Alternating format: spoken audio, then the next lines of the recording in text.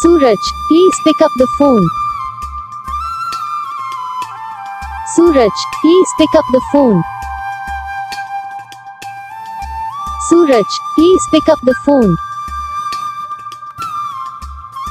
Suraj, please pick up the phone. Suraj, please pick up the phone. Video को like करो, channel को subscribe करो, comment करके बताओ आपको ये वीडियो कैसा लगा, कौन सा पार्ट है जो आपको वीडियो में अच्छा लगा, या फिर कौन सा पार्ट है जो आपको वीडियो में अच्छा नहीं लगा। अगर आपको रिंगटोन पसंद आई या फिर आप भी ऐसा कौन सा भी रिंगटोन बनवाना चाहते हो तो आप अपने कमेंट कर सकते हो। हम आपके लिए रिंगटोन बना के चैनल पर अपलोड कर देंगे। आप वहाँ से इसे जरिए डाउनलोड भी कर सकते हो। डाउनलोड करने के बाद चैनल को सब्सक्राइब कर लेना।